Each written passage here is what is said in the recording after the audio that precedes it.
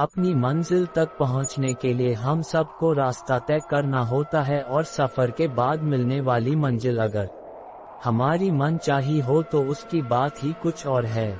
और क्या होगा अगर सफर खत्म ही ना हो? क्या होगा अगर रास्ता अनंत हो?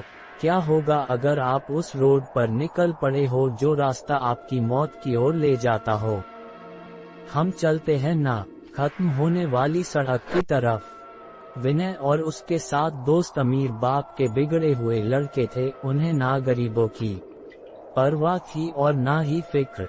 उनका जो मन करता था वह करते थे। उनका कोई कुछ बिगाड़ने वाला नहीं था, लेकिन कभी ना कभी ऊंट पहाड़ के नीचे आता जरूर है, कभी जल्दी तो कभी देर से। एक दिन रात में विनय और उसके साथ दोस्त पास के ही एक गांव में चले गए। गांव में गरीबों के पास अपने मुर्दों को गाड़ने की जगह भी नहीं थी, इसलिए उन्हें गांव के सड़क के किनारे गाड़ दिया जाता था। इसी सड़क के किनारे एक बोर्ड पर लिखा हुआ था कि हमें आराम से सोने दे, हम आपको आराम से सोने देंगे।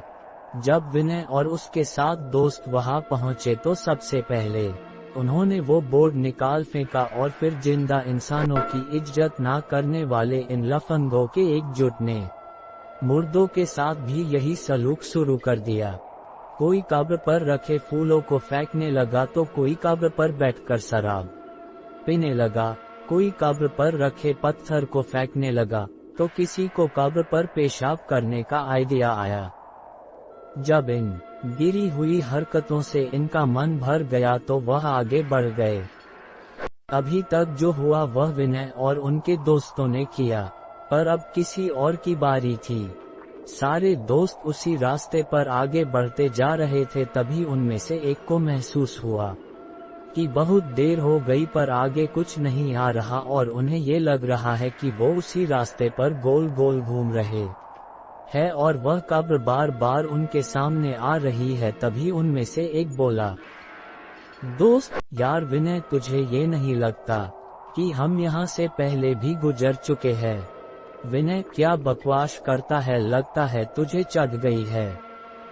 2-3 घंटे और चलने के बाद दोस्त की नजर उसकी घड़ी पर जाती है। उसकी घड़ी पर 7 बज रहे हैं और यह शाम के 7 बजे तो नहीं हो सकते, मतलब ये सुबह के 7 बजे है।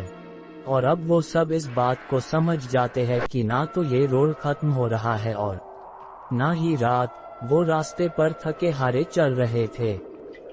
तभी उनके सामने एक चुड़ैल आकर खड़ी हो गई। उसके बालों से उसका पूरा मुंह छुपा हुआ था, केवल उसकी एक लाल आंख नजर आ रही थी। इससे पहले वो डर के मारे भागते वो बोली, चुड़ैल, हमने कहा था ना कि हमें सोने दो, कहा था ना हमने। ये कहते हुए उसने अपने हाथ में रखा एक भला सारे दोस्तों की तरफ फेंका और उनमें से एक के सीने में आकर लगा और उसकी मौत हो गई।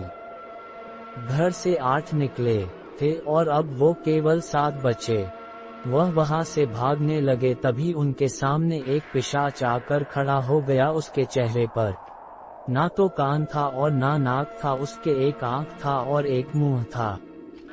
तभी वह पिशाच बोला, हमने कहा था ना कि हमें सोने दो, कहा था ना।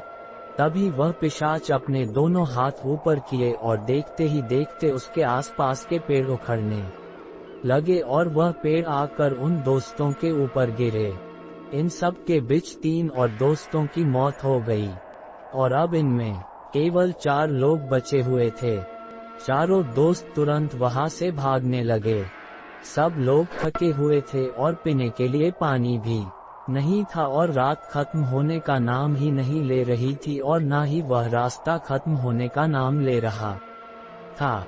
दोस्त विनय, हमने इन लोगों को सोते हुए परेशान करके अच्छा नहीं किया, ये हमसे इसी बात का बदला ले रहे हैं। विनय, हाँ, इतना तो हर बेवकूफ को समझ आ गया है कि ये लोग हमारे साथ ऐसा क्यों कर रहे हैं। कोई सलूशन बताओ, नहीं तो मुंह खोलकर ऑक्सीजन वेस्ट मत करो। इतने में उन्होंने देखा कि रोड में एक गड्ढा हुआ है और उनमें से एक दोस्त गड्ढे में जा गिरा। अब 3 दोस्त बचे थे।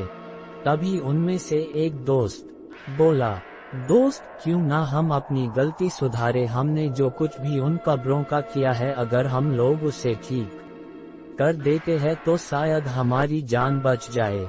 विनय, बिल्कुल ठीक कहते हो, चलो। ये कहकर वे तीनों वापस उसी कब्रों के तरफ चले गए और वे जो फूल उन्होंने फेंके थे वापस उसी कब्र पर रख दिए, जो पत्थर उन्होंने फेंके थे वो वापस वहां पर लगा दिया, जो शराब की बोतल कब्र पर रखी थी वह वहां से हटा दिया और जिस कब्र पर पेशाब की थी उसे भी उन्होंने साफ कर दिया।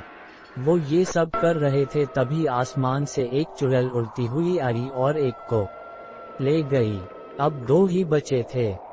दोस्त, अब हम क्या करें? विनय, हमने तो सब कुछ सुधार दिया तब भी कुछ नहीं फर्क पड़ रहा।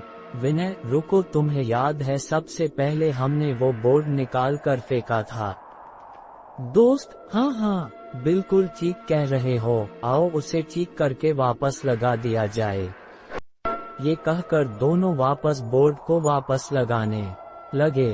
तभी उनके सामने वही चुड़ैल और पिशाच आ गए और उनकी तरफ बढ़ने लगे। ये देखकर वह दोनों और तेज बोर्ड को उस पुरानी जगह पर गाड़ने लगे और इसके पहले कि चुड़ैल और पिशाच उनके सामने पहुंचते उन्होंने बोर्ड को पुरानी जगह पर अच्छे से लगा दिया और देखते ही देखते चुड़ैल और पिशाच दोनों गायब हो गए।